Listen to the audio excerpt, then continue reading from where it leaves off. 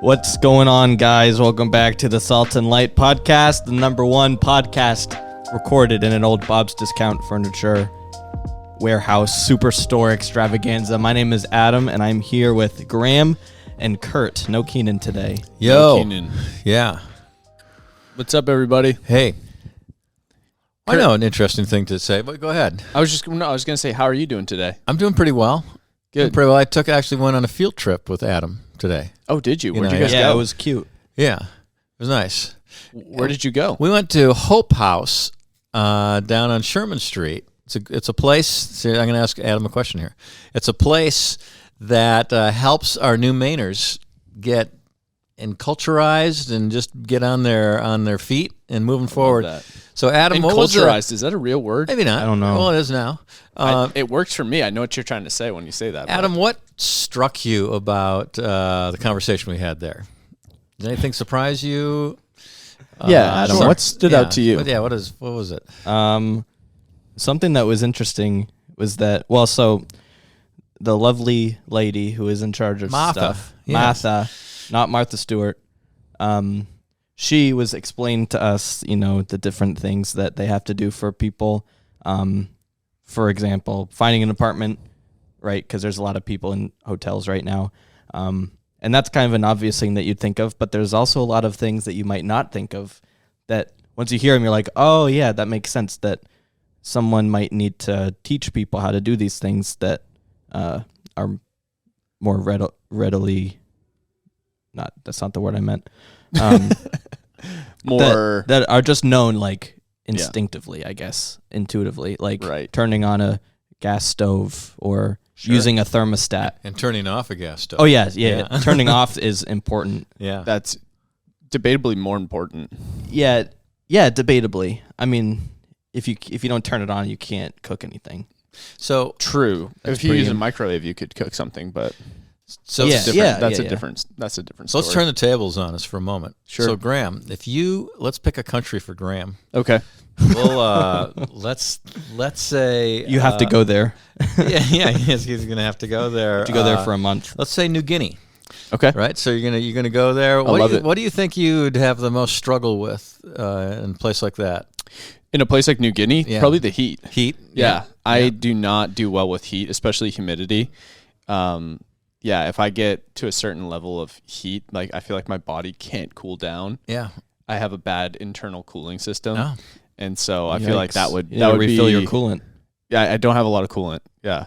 God didn't It's- give me a lot of natural that's coolant. not- That's why I was born in the Northeast. That's not So cool. there'd be a way that It's not cool. that they probably adapt to that. Sure. That they'd have to show you. But are you different- meaning more like interacting with the folks there, or I'm leaving it wide open. Wide That's open. what we're about here at Salt and Light. Yeah. Well, interesting thing, kind of to pivot it a little bit, but when we were taking our second year of Greek, we had some Bible translators come into our class, and they talked about some of the challenges they have when they're translating the New Testament or just the Bible in general into different cultures and contexts and languages. Because in New Guinea, they don't have any sheep, and they have pigs. And so Guinea pigs. like the guinea pigs. Do they have guinea pigs there? The new ones. I The new didn't- guinea pigs. I knew they had those you know in that Peru. guinea I pigs didn't- are a delicacy in Peru. So I one didn't know that, and I wish I didn't. Yeah. one thing that they ran into was all throughout the Bible, there's this important metaphor of the Lamb of God. Yeah. And so how do you present this metaphor of Jesus being the Lamb of God to a culture that has never seen sheep before?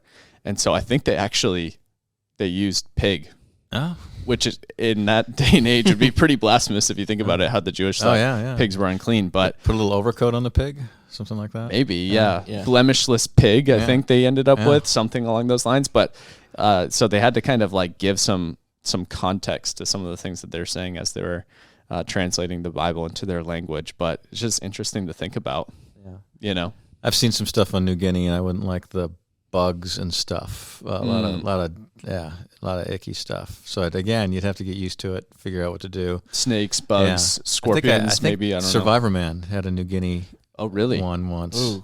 Yeah. Classic. Yeah, that's pretty cles to the equator over Les there. Stroud. Yeah. Mhm. Les Stroud. Les Stroud. He was Shout he out. was an You early kind of adopter. remind He me of listens him, to the actually, now that I podcast. think about it. Yeah. He does. Hi, Les. Yes, yeah. Thanks for listening. Lester. Yeah. Yeah, thanks for He's listening. one of our more high-profile listeners, I think. Yeah, one of them. One of our high-profile listeners, just on my way in, told me that he is not only a high-profile listener, but he is a first listener. So when this drops, which is cool lingo for what you do with podcasts, and usually by midnight, he said, and he's listening to it by 6 a.m. the next day. Wow. Yeah, That's dedication right It there. is. Thank you. That's a top fan. that's I Bill. I That's know Bill who it Simpson, is, boy. yes. Shout out to Bill. Wow. Come on, Bill. Yeah. Come on. That dude's keeping this place clean Yeah. every day. So anyhow, point all would that not to be say, standing when you without Bill. put yourself in another country like that, especially when you don't know the language, you don't know the culture, you don't know how to get stuff. Right. That's what all our new Mainers are dealing with. I think for me, though, as well as that is the heat, the language would be Yeah. a challenge for me. Yeah. Yeah, that'd be stressful. I do find, though, I learn languages fairly well when I'm immersed, like Yeah. when I'm actually in person and I'm trying to digest the culture and when it's like speaking it conversationally. But in a school setting and like grammar charts and flashcards, that's not my Nope. skill. No bueno. Language was always hard for me in that context. Would be So my thing. So a little teaser though for our listening audience, vast listening audience. fast. Yeah, that I you're gonna believe that's see- Keenan's You're going to phrase see of choice. from the hand of our producer Adam, something that's showing what East Point's going to be doing for our new Mainers as well, and sort of related to our Easter offering. Yeah, so something to look forward to. Wow. Yeah, Maybe a partnership. maybe. Would I'm we not gonna say consider- any more about that? Okay, we shouldn't. Yeah, Yeah, no yeah. spoilers. Yeah. But man, these people are they're probably itching now to know. Well, Do you want to give a riddle or a clue? That's the point of a teaser. That's a teaser. So I have a question for you guys. Okay.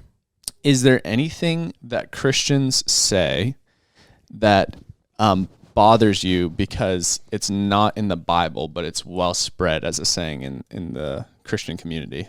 That's a great question. Or just in our culture in general? Is there something like a slogan or catchphrase that you feel like sounds good, but is really actually not scriptural? We are going deep today, aren't we? That's a good question. It's kind of Yeah. controversial. I thought that was No. a juicy question to ask. How about a penny Lots saved of is a juice. penny earned? Is that in there somewhere? I don't know. I don't think that's in the No, Bible. I don't think so either. It sounds like a proverb. How but about God helps those who help themselves? Is that biblical? I guess may it's be not and wrong. it may not be. Yeah, It depends on the context. It's not really something Jesus majored on. Right. Yeah. I was thinking one is, what do you think about the saying, sin is sin? I'm not sure what that means. It seems redundant. Well, like how, or people say in almost in the context of like all sin is the same in God's eyes. Yeah. Do you think that's actually accurate? Like biblically true? I think in some dimension, yes, in like a spiritual dimension, but I think in a I suppose if he had a scorecard, it would be yes, Yeah. right? like in an atonement sense, like that Jesus like dies for our sin and like one sin would have taken him to the So- cross, like a lie just as much of a Right, murder. well, let me ask this. So we were made in his image, right? Right. And ultimately we were made to think like him. So even though some of us are rat finks, there's still an element that we think like him because he put an eternity in the hearts of men. So for us, we wouldn't say that. We wouldn't say sin is sin, right? There's some heinous things that people do that we consider worse. And Jesus, when he talks about like somebody who's leading a little one astray, says better that they not even be born. So Right. he doesn't say that about everything. Right. He also talks about blasphemy of the Spirit, basically unbelief in a way. And so he Sure. seems to highlight some things. But I don't know theologically if someone could really kind of. I guess sin is sin in that if it's unforgiven, we're not reconciled to God. Sure. Yeah, and all sin separates us from God Yeah. in a spiritual sense, but I think in like a three-dimensional this world sense of relationships and consequences, sin is not all equal. Not all sin is created equal. Yeah. In the sense of how it affects you, your mind, and how it affects the people around you, and even the just consequences that could be dealed out because of certain sins. Like if you murder somebody, you could say, "Oh, sin is sin in God's eyes," but you're still going to jail. Yeah. Well, then what's the other example? Paul talks about sins done against the body. Sure. Sexual sin. Mm-hmm. How it resonates, out, and it impacts people a lot more. Mm-hmm. Yeah, and it defiles you as well. Yes. So, Kurt, you had some little things that was like quotes, or what was that you're going to send First, Adam? let's see if Adam wants to. Did you want to chime into recite that? his Enough said. Do you have like a haiku for us today? I don't have a haiku, No haiku? for you today or any Fun day. fact: Adam and I, we're really into Wordle right now. Have you heard of this? I have heard of Wordle. I heard people are mad since the New York Times have. I'm not into it. I'm only really? into I didn't even texting know it that to was a Graham. thing. Okay. Yeah, we just kind of do the Wordle for the day and send it to the other person. What's involved in that? So it's basically, I think, 5 blank boxes. Is it 5 or 6? And they get a clue or something? And you get the whole alphabet, and you get 6 tries to figure out what the word is. 5-letter word. And so much of it is chance then. That is correct. Partially it tells chance, you which letter. partially skill. It tells you if a letter is not in it at all, if it's in it but in the wrong place, and if it's in the right green, place. So it's a it's skill locked in. after the first 2 letters, maybe, because then it would make sense to you. Otherwise, you're just randomly picking out some letters. Right. Yeah, and then you kind of piece it together. Okay. But There's a little bit of strategy involved. It's not as but a lot easy of as you chance. think, I'll but have to it's do that one with you. It's sort of not super hard. technological boggle. Boggle. If you ever played Boggle. I never played You never Boggle. played Boggle? Boggle? No. I know of it. Yeah. I've probably played it. So it's you got a little My brain you got a didn't little retain platform. that. Everybody look at my hand. You got a little platform and it's got about, I don't know, what is it, a dozen, maybe 16 cubes with letters on them, and you put the little cap on the deal. You shake it up. Like dice with letters. And then what you do is when it all settles in, each player has a card. They have to look at it, and they can go back, forth, or diagonal, and whoever makes the most words out of what they see there before the timer goes off wins. Oh, wow. So you're not That sounds building pretty it, fun. but you're extracting what's out there. Okay. Mm-hmm. It's like that Wordscapes app you played. Never played that either. Oh, okay. No, but... It's like that. Oh, okay. Yeah. No big deal. It's like Wordscapes for everyone who knows what that is. Yeah. Boggle. Yeah. Are you the type of person, though, to make up words? Like in Scrabble and stuff like that? Bananagrams. I wouldn't get points then. People would challenge me on that. Scrabble, a little anecdote. Right. So one time, my wife won't play Scrabble with me anymore because she didn't want to have a timer, so we didn't have a timer. So I'd take my time. Sure. And I think I busted out a 75 pointer. Wow. And it took a long time though. And after that point, she didn't want to play with me anymore because it wasn't fun for her. That's understandable. Yeah. What was the Whenever word? I play don't remember. board games or things like that, I like to set a timer. She probably Yeah. remembers. Especially if it's Catan. We should set or- a timer. I recommend that. Yeah. But, Risk is a big one to set a timer for Yeah. because that can go all night I haven't long. played Risk. I was a wee lad when we were playing Risk back in the day. You know Risk? I've never played That's Risk. actually where the first time I heard of the country. Well, it wasn't a country at the time, of Ukraine, which was an area, because that's on the. Is that on the Risk I board? believe that's on the Risk board. Yeah. Yep. I know they have territories. Kamchatka and all Is those it things. under Europe or Russia? I believe or it's Asia. I mean, Asia. Yeah, Yeah. Soviet Union. I don't know if they were calling it the Soviet Union back then. They seemed to break it up in different places. never pick Asia for Risk. Yeah. It's Too hard to losing do. Is it battle. risky? There's Yeah. too many. There's too many ways you can be hit Hit, in yeah. Asia. Yeah. Australia is key, It's in my Isolated. humble opinion. sort of a game that sort of proliferates. Yeah, that's a big word. Combat. I guess that's the whole point of it, right? But Right. you get mad at, like, you're playing with your brother or something like that. Oh, He yeah. starts picking on you, and Yeah, I've Taking played on with my you. friends, and I've seen, friendships nearly lost through Risk. yeah. Tears, people running off. Not as much as Monopoly, though. I've seen some Monopoly cheating. is the same. I've seen at least Monopoly, backstabbing though, in Risk. you land on it, whereas Risk, you actually deliberately go after somebody. I suppose. Well, there's Yeah. always in Risk, especially if you're playing with a decent amount of people, there's always those little alliances that form, and then there's the person that chooses to backstab first. Oh yeah. And that's always, that's a breaking juicy the end. alliance. I guess that brings the drama into it. Sin is sin, then, isn't it? Mhm. So, But all if is you're fair not- in love and yeah, war. if you're not loving, That's in the Bible, right? yeah, yeah. Yeah. In conclusion, Sin is sin. So let me throw this out at It you. is, but it's not. But I it got is. a Yes and no. I got a thing to throw out at you.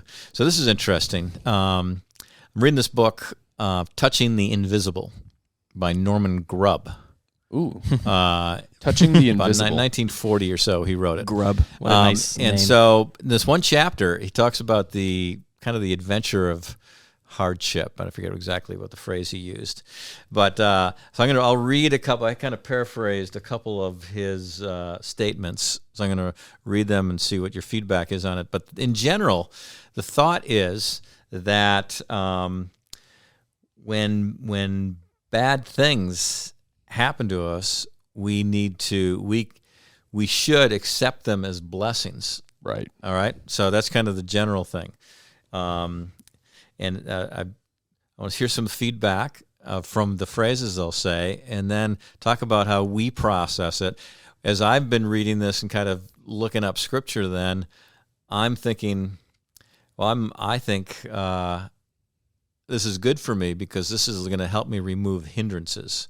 Because sometimes you can get into a little bit of a woe is me pity party, and then that's one of those remove all hindrances, and that Hebrews 12 talks about. Let's fix our eyes on Jesus, because things get in the way of that. What do you eat at a pity party, by the way? Dates. Dates. Yeah. Just That's a sad party. Yeah. All right. Wah, wah. So here we go. First one. Ready? Would we be more willing to offer ourselves? No, that's my thing. Hang on. Evils aren't things that happen to us. Rather, the effect we allow them to have on us. I'm going to stop right there for a moment. Graham and I were both taking drinks of water. Yes, It was that's right, unfortunate. yeah. we timing, thought the quote was going to be longer than that. Yeah. Could go. This is a short one. So that's the first sentence. That's the first one, yeah. So say that again. Evils are not the Evils are not the things that happen to us. Rather, the effect we allow them to have on us. Wow. Okay. Okay. What do you think? Do you see that? Yes, I do. I kind of sense a little bit of, dare I say, a Buddhist perspective in that. Okay. As far as suffering is subjective, suffering is the narrative that you impose on an event that rather than the objective. Yeah. The objective quality of that event happening. So Okay. Well, say let me Can I correct you? Yeah. Yeah. Okay, Go ahead. okay. Yeah. So say you punched me in the arm. Yeah. The Would evil never is do that. more my perception of that act That's than right. the act That's itself. what it is. Yeah. And does it take you down a bad road because you let that percolate in your soul? Sure. Yeah. What do you think, Adam? I don't know. I mean, kind of the same thing that Graham I was kind of saying. disagree. Yeah. Sorry to cut you off, Adam. Did you want to say something more there? He was. No. He was saying something really important. Nope, I finished my sentence Yeah. right when you started your sentence. As It a was matter like of perfect fact, timing. the evil you just perpetrated on him by interrupting him. I don't perceive it as he's evil, just though. stewing inside of him. It's So he stewing. does. If He's mad now. Yeah. if he's I don't stewing. perceive it as for- evil, does it not? Is it not evil? Well, we're gonna keep going here. Okay. This isn't a black and white thing. Okay, Are you ready? I'm ready. Next one. Keep going. Okay. To the one that fears and doubts, all is evil. To the one who trusts, all is good. Right. So this is in Jesus, and we've got to have Jesus for all this, right? Of course. Okay. Does that Yep. kind of make sense? Yep. Maybe. It does. Okay. Yeah. All right. That's one. Jesus rejected the temptation to regard the things that happened to him as evil when he said, this is a good one, by the way, not my will. He said, what happens to me is not going to be evil because I'm saying not my will. Then he declared that all that was about to happen to him to be good when he said, thy will be done. Because God is not going to perpetrate evil on anybody, is he? No. Yeah, I'm not sure if I would use that biblical illustration to make the first point. Yeah.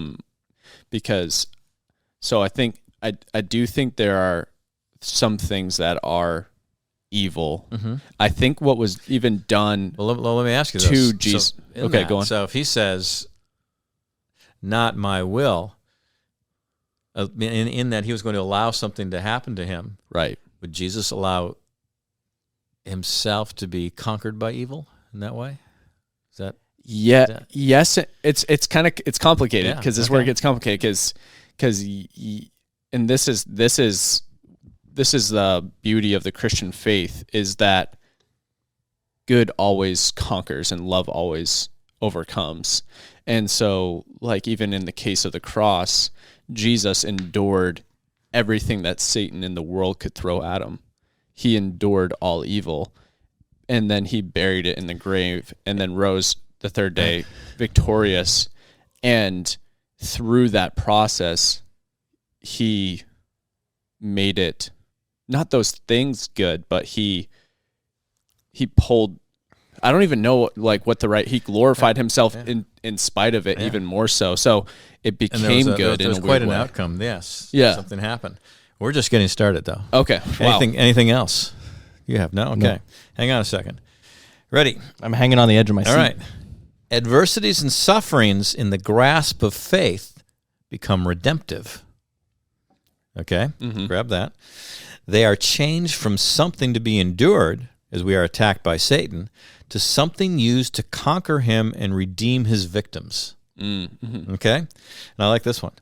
Faith in the time of adversity makes the serpent swallow himself. Yeah. Yeah. Heavy stuff. That's beautiful. Yeah. Yeah. All right. Anything? Do you have anything to add to that, Adam? I'm just trying to swallow what right. you're feeding me. All right. There's the next one. We use the attacks of Satan as special opportunities to see God's power, instead of just enduring these attacks as tests or judgments. So let's go to that one. Wow. Don't you hear a lot of folks in Christendom say, I don't know what I'm doing wrong. Why is this happening to me? So in essence, they're saying these are tests or judgments. There's something that are happening to them Right. because of something that they did, for instance. Yes. It makes me think of an interview with a Christian theologian I heard, and I'm blanking on his name right now. But he was talking about how he and his wife were in the hospital, and he just got diagnosed with like a terrible form of cancer. And in the hallway, he said that they embraced and they worshiped the Lord together. And he said, and in that moment, I knew that I had defeated Satan in that moment. And I thought it was a really profound thing to say, because they allowed that horrible diagnosis to be a cause for them to lean even closer to God. You can rejoice in it. And we're going to go over some scriptures on this in a second. Okay, cool. And give you some opportunities. Yeah. Go ahead. I think I know where this is going. Okay. Oh, I don't know what that means. What? But we'll see. I know what it means. All right. So this one's a little bit more of a saying that I thought was interesting, so I'll let you have it. In the first Adam, there was a dying to God and a rising to sin. In the last Adam, there was a dying to sin and a rising to God. And so that's what we do. I can comprehend that. You can comprehend that? We need like a sound effect after these. Yeah, we can do that. All right. Like The only sound effect I have is a sad trombone. We have some kind of like, oh. We have two more. I don't have that. I have a wah, wah, wah. That wouldn't that wouldn't work in No. this one. We need some, I'm waiting for the perfect time. some kind of victorious thing. To Christ's followers, the acceptance and endurance of evils and sufferings becomes an adventure of faith. Wow. Let me add to that. So I think a lot of folks in Christendom, I would say, no risk it, no biscuit, right? Because they're trying to stay comfortable. They want to stay protected. So they don't ever go out on a limb. Sure. Because something's going to happen. But as Norman says, those sufferings become an adventure of faith. Wow. And now let me throw It's a fun way of looking at throw a it. scripture in there. I want to know Christ. I want to know the power of his resurrection and the fellowship of his suffering. As I've been reading these, that verse is becoming clear to me as far as I see it, that there's a joy, a camaraderie, so to speak, in us stepping out in Jesus. It also makes me think of, I think it's Hebrews 11. Oh, yeah, all those dudes. Where you have the Hall of Faith, and then it goes on to talk about the suffering. Yeah. And the suffering of the early Christians, and talks about them being persecuted and sent out into the wilderness, and some of them being killed and sawed in half, and all these different things. But it was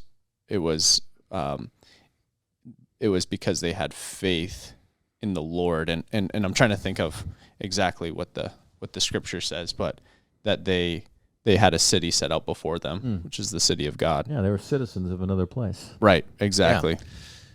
I'm sorry, I didn't talk into the microphone for that moment. It's okay. Adam gave me the bug eye there. Yeah, A so little bit. Yeah. when you read that, what does that do in you, Kurt? Like, how is that helping you? Let me say it again. To Christ's followers, the acceptance and endurance of evils and sufferings becomes an adventure of faith. Well, first, I kind of quote what Peter said.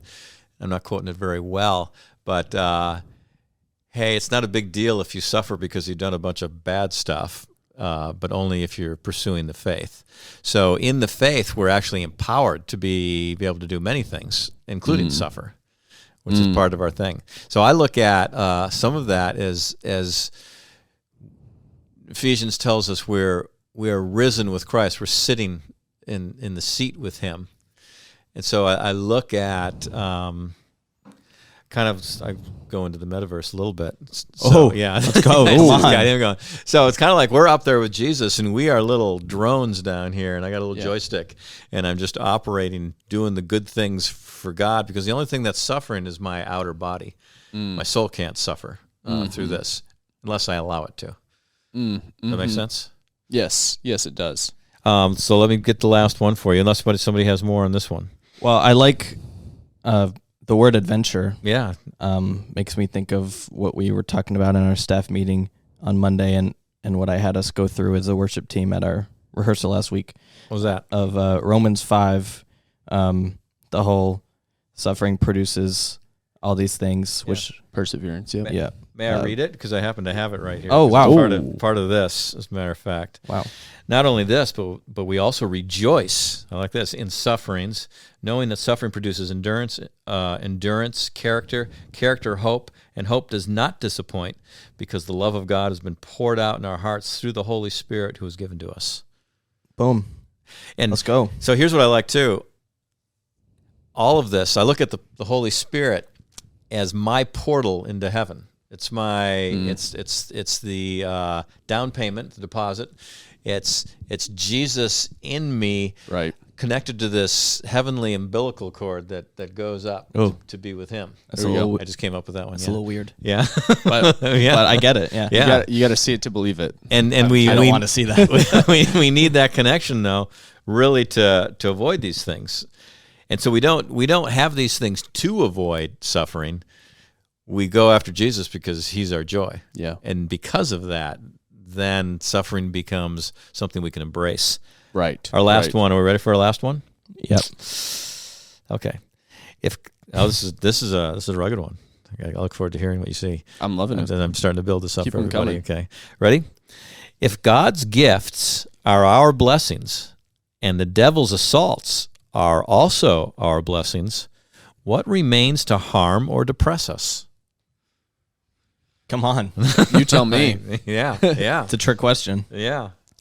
It's such a beautiful thing. It's so hard to live into. Yes. It's so hard to live into. You don't have your Sorry, mic. my microphone on again. Kurt was opening up a water bottle and water. forgot that he needs his mic for you to hear. Let's say yes, it's hard to live in. So let me say this. So I was kind of presenting this to prayer night last night, and I had got some scriptures we're going to go through as well, see how they apply. Sure. But I found myself mid prayer meeting having to get up and say, I understand how a lot of loss and chaos has happened or is happening in our lives. So the question is, how do we get through that? Yeah. And I said, I don't know. You know, that's going to have to be on an individual basis. But what the things I'm reading here make me say, at least I got to pursue this. There's something more in this for me. Yeah, and the usefulness of it too is part of its appeal to its truth, in the sense of what's the alternative to that? Despair, resentment. Yeah. Caving in and saying this world is just an awful, chaotic place and there's nothing you can do. I mean, I think that is the best way to live, what you just read there. It's the most beneficial way to live. Yes. It's so hard to live that way. And it's hard also to preach that to other people, because I'm just thinking of a couple that I met with today, and I'll leave them anonymous, of course, but this couple is without a home at the moment. They're stopping in, and I was able to be blessed by hearing their story. And both of them had really, really bad upbringings. One in and out of the foster system, the other dealing with abuse and a marriage that was extremely abusive. And she kind of went into some of the details of that. And in the moment, I was kind of at a loss for words, other than to just be like, I'm really sorry. Yeah. And God sees you, Yeah. and he loves you, and he can use those scars of your past for his glory. Right. That's kind of like all I could really say without being insensitive, I think, in the moment. And I prayed with them. Yeah. And then I just they were just really happy they could share. Right. Right. No, and I think that helped. That would help them. People want to be listened to. I only see two ways to apprehend what we're talking about as opposed to comprehend. I think I'm using that right. Apprehend. You actually grab onto start to touch it and feel its vibe in you. Is kind of like the name of that book, Touching the Invisible. Yeah. So the first one is that God sovereignly comes by his Spirit and just gives you peace in the situation, right? You can do that. Passes understanding. Otherwise, we have to be abiding to be able to live this. There's no way. No way you can do this outside of that. Because then you just be, and so let's make the distinction, by the way. Mm-hmm. This operating in joy out of this is not the same as gritting something out. Like I'm just enduring it. I'm just getting through it. And, like I'm tough, and I am Jesse the Body in Predators. I ain't got time to bleed. Yeah. So it's not that. Who said that? Was that Jesse Arnold? the Body Ventura? Arnold was in that movie, but Jesse the Body was as well. Oh man. Yeah. I need to rewatch that. Former governor of Minnesota. Wow. Yeah. That's a good movie, by the way. Yeah. Classic. Yeah, it is classic. No, it's a leap of faith, and it makes me think of Martha, who's lost Lazarus, and Jesus says, when she says, "You could have been here and you could have saved him," and rather than giving Martha an answer in the moment, he says, "I am the resurrection and the life." Yeah. And she's like, that's her answer. And in a lot of ways, we get our answers in the abiding. Yes. We get the fruit of what we're looking for in the seeking of Jesus in our struggles, rather than always a logical, intellectual answer that we're looking for that kind of pieces all the puzzle together. Right. Similar one. A gal who was downtrodden and cast out and alone, woman at the well, you saw the longing of her heart was, no, there's something more than having a sixth husband even that I'd have. And Jesus gave her the answer is, you're not going to worship in Jerusalem or in this mountain anymore. You're going to worship in spirit and in truth because God is looking for worshipers to worship him in spirit and truth. So he's pulling her into the only place where satisfaction is going to be. And that's what he's wanting to do with all of us. Let me read the first verse, and then what you guys are going to do after we kind of go through some of these, some other ones might come to mind. Okay. That can help us be a magic carpet, so to speak, into abiding to understand this a little bit more. Ready? Dear brothers and sisters, when troubles of any kind come your way, consider it an opportunity for great joy. For you know that when your faith is tested, your endurance has a chance to grow. So let it grow. For when your endurance is fully developed, you will be perfect and complete, needing nothing. James 1. NLT, so it's a little bit different. Mm-hmm. Right? That makes sense? Mm-hmm. So, I've read that before, and again, I would think that, again, I just got to gut it out. And if I get out the other side, things are going to be better. And that's not right. I don't believe this is saying that. I believe this is more what the Grubster was telling us. The Grubster. Okay, ready on this? We said the Romans 5 one that Adam was talking about. Let me go to Romans 8. No, in all these things, we are more than conquerors through him who loved us.